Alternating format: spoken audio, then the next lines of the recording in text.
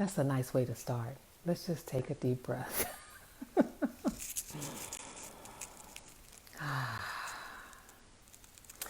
Good morning, good morning, good morning to you to the West Coast, and good afternoon to the East Coast. How are you? You know, you have to get in the habit of taking these deep breaths as we go through this process. I am Janine Macklin, transformational speaker, your wealth guide and catalyst. And I'm a speaker, I'm a coach, I'm an author, best-selling author, and on a mission really to really empower women to shift their relationship with money. And I focus on money because money impacts all of our lives, all areas of our lives. So I could focus on your happiness, I could focus on your fulfillment, and I do because money is a part of that. And I think in March I came on just to really challenge myself. I was challenging myself to be here and be somewhat consistent. And what I'm looking at is the young man. I don't know if you heard the story about the white woman when the people were protesting, the white woman who went into the black guy, young man's face and spit in his face. So he has taken that to task and is now becoming a force in the movement. And so I'm just looking at, he's a handsome, handsome young man. But he was in her face yelling whatever. And so her response back to him was to spit in his face. Hey there, cat. I'm just going to say cat because it's K-A-T. Just like if it was C-A-T instead of keep calling her Kate. But anyway, so I got on initially just to challenge myself. And so here we are, March, April, May, June, July. We're in July, 4 months. I've never been on here consistently for this amount of time. One, I didn't think I had anything to say. Two, I didn't think anybody would listen or show up. And even though as speakers and authors and those who want to impact the world, hey dear, we still get nervous that nobody's going to show up for us or what we have to say won't be of any value. And I want to show you this kid, but I can't see how to turn my TV around. He's got all young people with him. See, this is kind of stuff that gets my attention when I do look at the news. Let's see. Okay, so there he is. That's him. If you see him or you happen to see him, it's called, I guess, Urban Underground. He's got all these young people that are working with him and moving forward. I think it's incredible, what they're doing. I think it's their time. I was reading something last night that was saying the young people would be the revolution. It's their time. I went out in the beginning to support them with some of their protests, but since then I've been making sure of what I could. I put money in the bailout fund, wherever I can help them from behind the scenes, because I don't necessarily want to be in it at that point. But I do think it's their time that we pass it to them to make the shifts and the changes. So anyway, back to me, which I try not to do too much. I was, oh wow, there he is again in the middle of the street on his knees. So I was doing this and then I thought, okay, you've done this for months now. And for me, it was to push through the fear of, well, what if nobody shows? Okay, well, so what? There's billions of people on the planet. You have to send it out there. Maybe someone will hear it and it'll be of value to them. So for me, his name is Aaron Harris. So for me, it has really been empowering for me to come here to really be committed to whoever shows up. So, but today I was thinking about the situation we're in, and I realized that so much of what has happened in the universe and in the world was we were basically being told what to do. And I always go back to the B movie. I should have caught it. I should have caught it. She spit on him again, but you'll see it in the news. Everybody goes to her to stop her from spitting. It's really interesting how they come to they put a circle around her to hold her, and they're basically telling her to stop, and then they move him to a different direction because she spit in his face, which is what we're supposed to do, take care of each other. So anyway, today though, I got up this morning, I thought, we've been on this routine, doing it and doing it and doing it well. And what's happening now is we just have to think for ourselves what we're going to do. We have to make the best decisions that we can for our families. We have to make decisions that we can for our health. No one's telling you particularly what to do because the person who's not in charge is focusing on a lot of different things that creates so much confusion. So I think what many people are struggling with is, oh, they're not telling us to do this. They're not telling us to do this. Because America was a well-run oil on the outside. You go to school from 9 months, then you have the summer for what, 3 more months, 9, 10, 11, 2 months maybe. And then there's a month of different holidays in between for the whole year that you get off. And this is what we do. And we were rotating around and doing what, then all of a sudden it stopped. And now it's like a train or a car that's trying, you keep turning the ignition and go, it keeps trying to get going, but it can't get going because what's going to fuel it to move forward is really going to be us individually, each and every one of us. Our energy, our thoughts are coming together. The young people, what they're doing, what they continue to do and willing to do. This is truly a crisis of our hearts. I was talking to, I speak every third Sunday at Unity Spiritual Center in Burbank here in California. And I went by to get my check. I speak every month and there's a donation that we get. And I was talking to the gentleman who we've been in church all this time. And I figure at Unity, there's kind of an umbrella that we're all one. We're all in this together. We're dropping the outer appearance and we're not looking at all the labels that they put on people, but we're looking at people's hearts. And so as I was leaving, he said to me, it took me a minute to get it. He said, I didn't understand about the white privilege. And so then I just thought, okay, because I was like, okay, I want to get back home. I want to go lay in the pool. I thought, okay, let's just slow down here. This is one of those moments. This is one of the moments that you want. This is one of the moments you want to be involved in, and you want to pay attention to. This is the moment. So he said, I didn't get it. He said, then I realized when it comes to white privilege, the BLM movement, the BLM movement isn't trying to take anything away from us. I said, no, we're not trying to take anything away from you. He said, what you're trying to do is help us realize that because of the color of our skin, we have things differently. We get things easier and effortlessly, way more than you do. I said, yeah, trust me. We don't want anything from you per se, but the same respect you would give any other human being on the planet. The same opportunities you would give anybody else on the planet. We don't want to live in a system that is intentionally preventing our moving forward, is intentionally pushing us down, which, we're in the system when you're born because it's in the indoctrination of the school system. For those whole 12 years, they're indoctrinating us to their thoughts, their beliefs, their truth, and ours goes unrecognized. So it's up to our parents, it's up to us. I was talking to my son the other day, excuse me, and I was saying to him, you know what you know because we gave you books. We bought that child so many books on black inventors, black historians, and made him read every single last one of them because we knew it wasn't in the books at school. But we're probably more of a upper class family or middle class family, so we get that. We know that.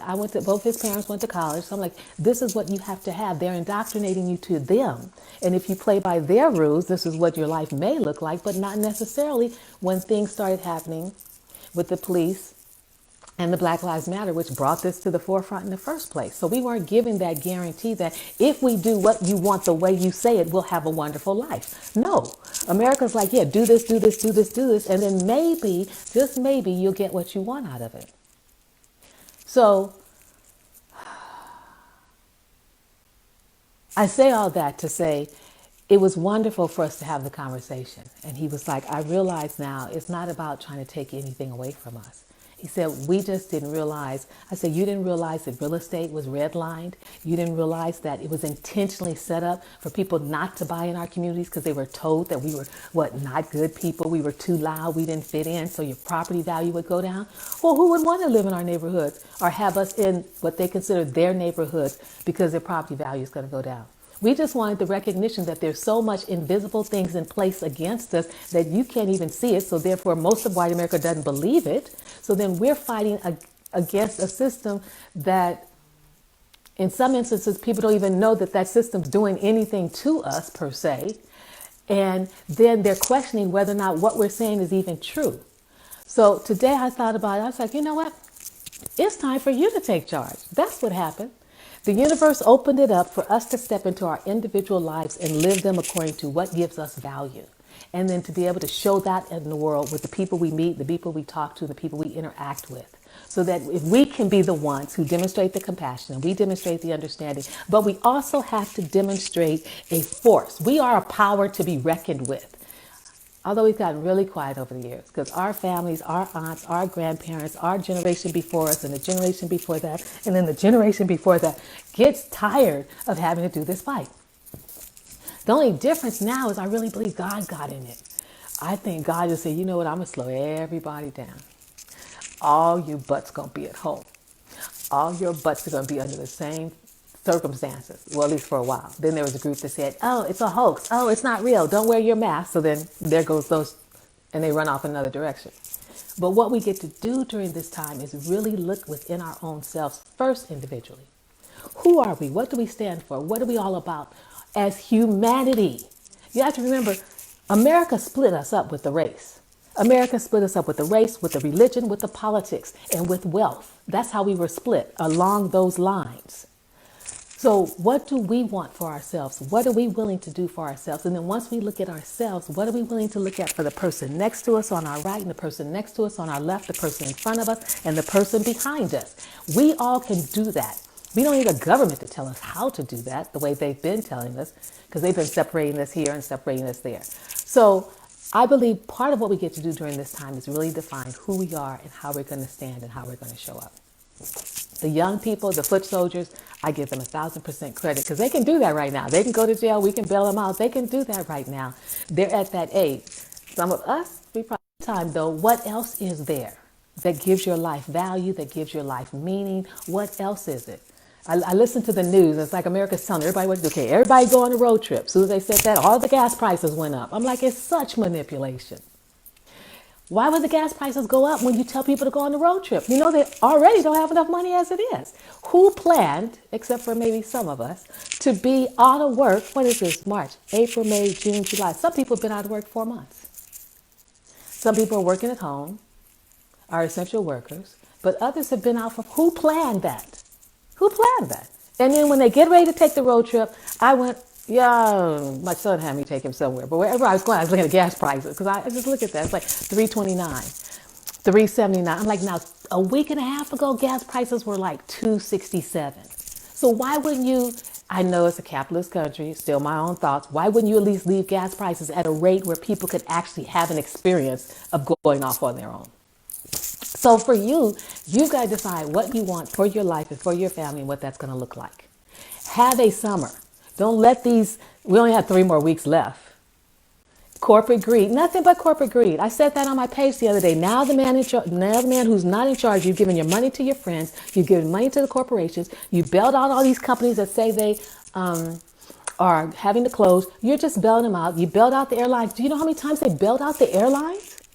And we're not going to get on those planes just yet. So what you're bailing out isn't going to generate the revenue that you're wanting to see. The stock market isn't going to just go up because you bail everybody out. I still say you have to decide for yourself. Have yourself a summer. I said to you the other day, create your own summer. Define what this is going to look like for you. Is it close relationships with your family, close relationships with your loved ones, tighter relationships in your marriage? For those of us who are single, how you're going to interact and connect with your own self deeper, and then how do you dive deeper within you to something bigger than you and anchor yourself in that. Do not let 2020 pass, and when we're in 2021, say, oh God, girl, 2020 was a mess. No, 2020 can be amazing. The transformation that's happening on this planet inside of people's hearts, the conversations that are just abruptly happening. I wouldn't have expected to have that conversation yesterday about white privilege, and quite frankly, I was trying to get home to get to a swimming pool. But I stopped and I listened, because having that conversation let him know that, yeah, it's not about, we don't want anything from you personally. America is a different story. America needs to tell the truth. Everybody's slowly but surely getting it, and then they don't like it. They want to get mad. What you going to get mad about? Just accept the fact. Black men were brought over here and women to build this country. Period. Hands down, no conversation. And they did it. And they were told they were coming to a country that was free, which wasn't, because of what we called then the Indians. The Native Americans already lived here. So that spoke for America right there as a liar, a robber. Okay, so fine. That's just what it is. But now that we're here and we know it, we get to be part of incredible conversations, one-on-one, with each other, to be able to discern and ascertain whether who stands where. People ask questions or people say things to me, I now stop and have the conversations. I don't start the conversation. What you looking for? Oh, I don't start the conversation. I am looking at that. But I'm going to participate in the conversation. Okay, I'm not gonna look at it. He turned it off. So, oh, okay, that's fine. So that's the important part. That's what's important about what's happening here on this planet. Humanity. That's what God created. It was humanity. God didn't create black, white. God didn't create Christian, Baptist, Jewish. All of that was created for separation.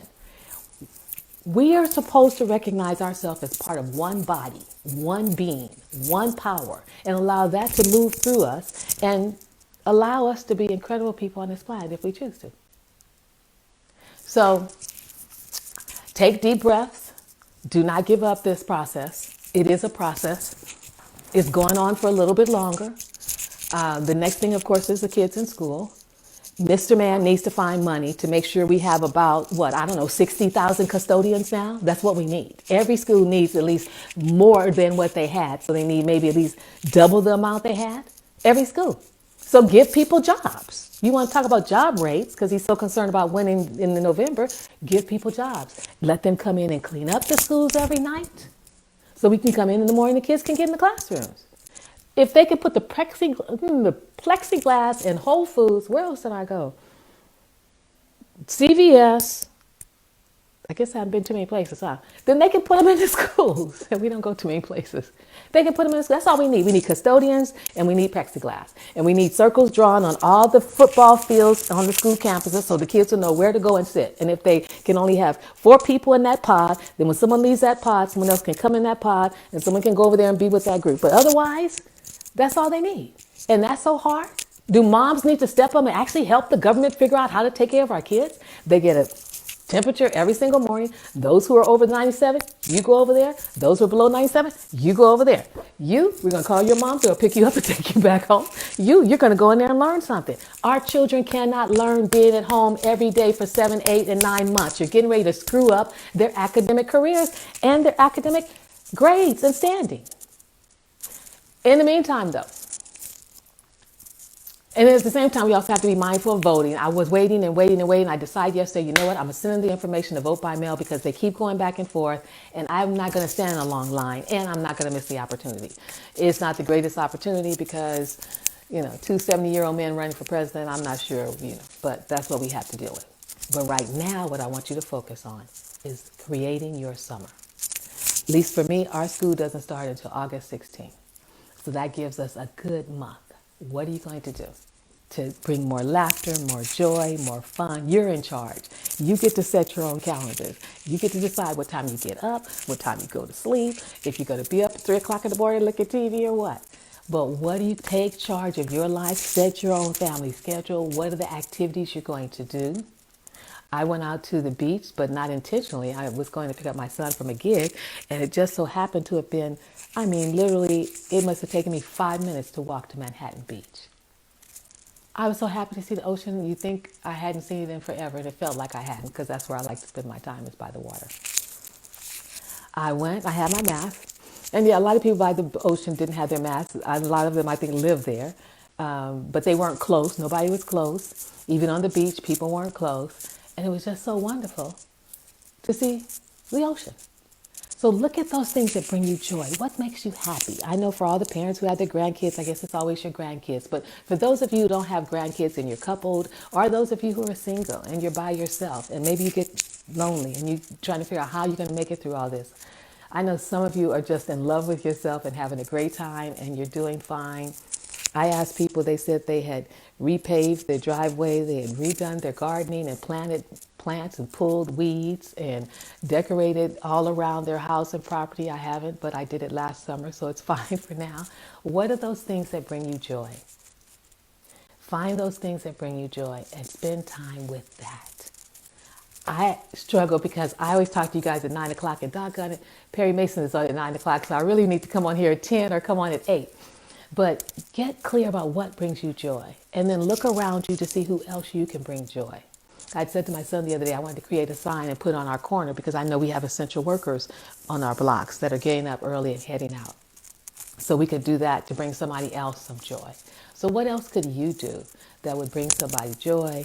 But you create your summer. Do whatever you do. Take pictures, have fun, laugh. Now, if Kat is who I think Kat is, Kat has this incredible peacock picture that she showed. She redid her house. I mean, we're doing everything. Somebody learned Spanish during this time.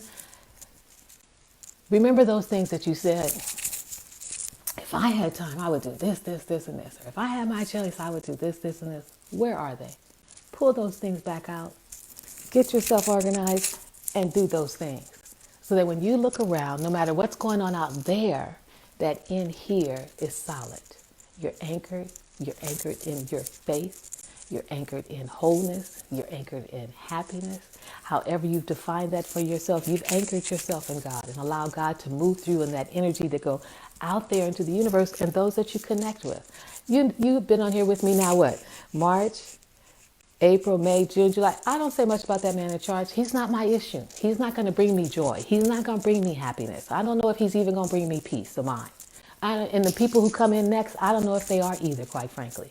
It's such a rigged system that needs to be revamped that I don't know how we're going to get anything out of the system that we have when it comes to politics. I do know this, though. Be mindful. Don't take this election for granted. I just heard Mr. Man who's not doing anything, his advertisement, whoever does his marketing is on point. That was how he got in before. He did micro marketing. See, he has people that micro their marketing, and they go to like one particular area and they'll ask a particular question. And if they get that answer to that one particular question, that's what they market. And that's how he got in last time. While everybody else is marketing all this stuff and all this big old stuff, he's marketing the little stuff. Right now, his plan, it says right now, what? Biden's going to debunk the police. You won't be safe. Do you know how many people's attention he's going to get with that alone? So don't take any of this for granted.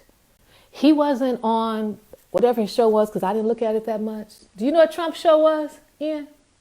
The Apprentice. Oh, he wasn't on The Apprentice for no reason. He wasn't on there for no reason. Trust me. Watch his commercials. Watch what he's saying. And get really clear that this election is not in the bag. They can rally all the people they want to rally. They can get everybody that they want to. But if we don't do something about voting and everybody just go ahead and sign up for vote by mail, we are going to be standing in lines. Have you seen the June primaries? Around the block.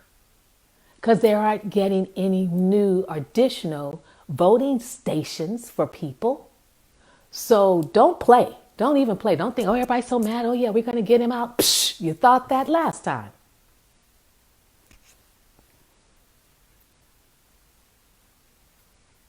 It is not a guarantee.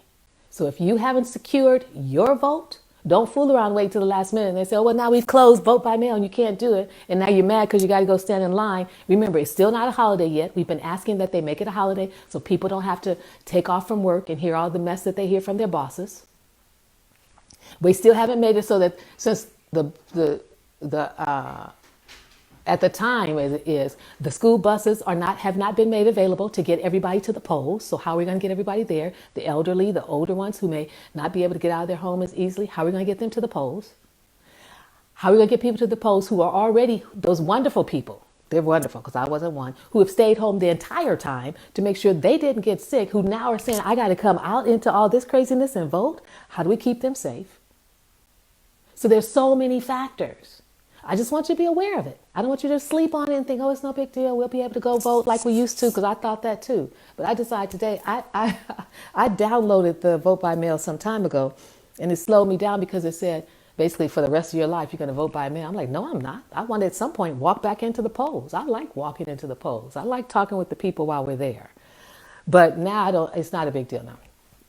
I'm filling it out today. I'm sending it in and have it done and submit it. So be mindful of what's going on. And at the same time, I'm saying to you, make it a summer. I told you last time, pull out the water balloons if you need to for the kids. I didn't do them a whole lot because we didn't believe it then and still don't now. But for some people, do water guns. They have those big old guns that you get from what used to be Toys R Us, and they have fun. Pull out those little, you've been doing absentee ballots for years, Kat. Is it cool? Pull out those little wading pools and put them in the front yard. I wouldn't be surprised if I saw some adults sitting in there.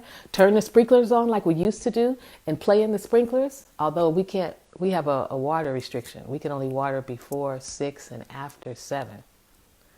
So take the water hose and sprinkle the kids. You can still go to a park. You can still go out there and take a blanket and take all the devices that you have and look at movies or whatever and play games. Make it your summer.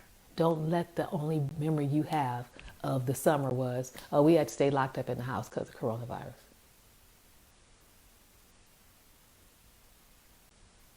So, Kat, when you do the absentee ballots for years, can you go back to walking into cast your vote? Are you just absentee for years?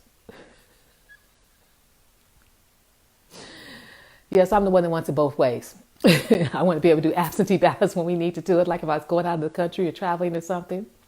And then I want to be able to walk in when I'm here in town. So I want that flexibility. Are they not giving me that flexibility?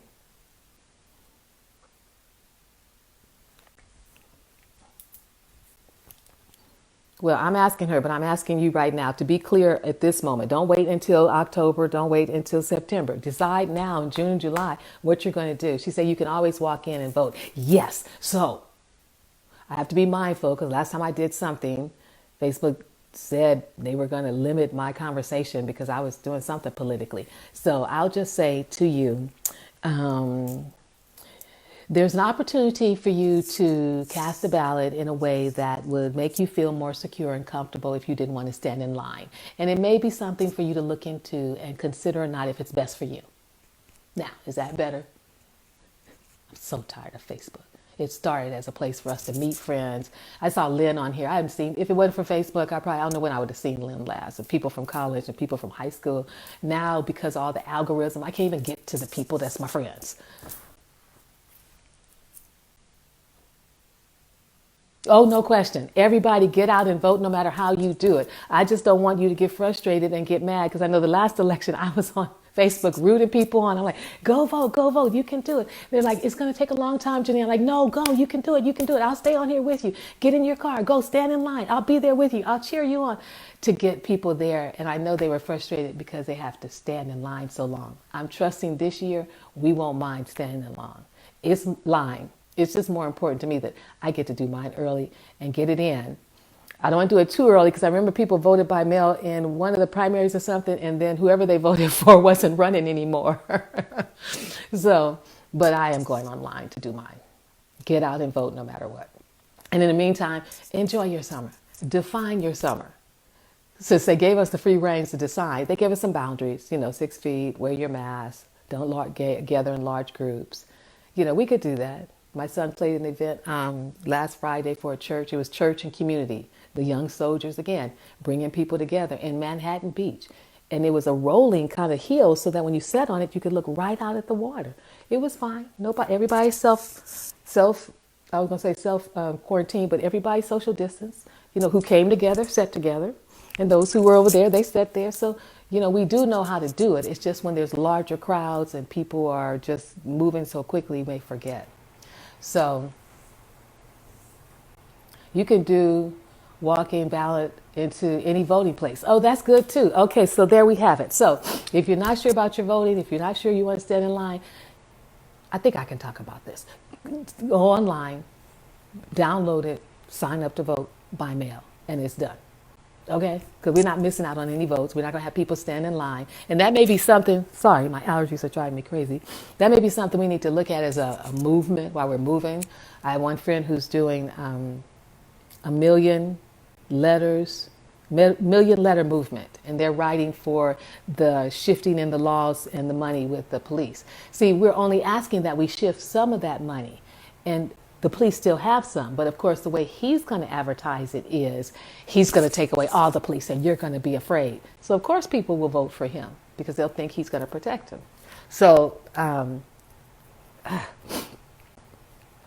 have allergies. So make sure you take care of that first. To me, that's our next biggest priority. We'll get to the kids, the students going to school, that's going to be worked out as well. But being able to cast the votes, even though we don't like the system, even the young people think it's the craziest system to have a two-party system. I know some of them are saying they're going to vote for somebody else because it's going to be based on the electoral vote. It's not going to be based on your individual vote, so why participate? There's so many pieces to the fracture. There's just a fracture here and a fracture there and a fracture there, that the whole system is really broken. But nonetheless, you can walk an absentee ballot into the voting place, which is even better too. So make it your summer, define it for yourself, recognize that this is truly an internal experience for our hearts, for us to have those conversations like I did with the member from the church, and to really discuss that. And, one by one, each person gets that we're not trying to take anything from you. We just want recognition that you understand how we're living and what we're under. When you walk out your door, you don't have to worry about this. You don't have to worry about that. You just walk.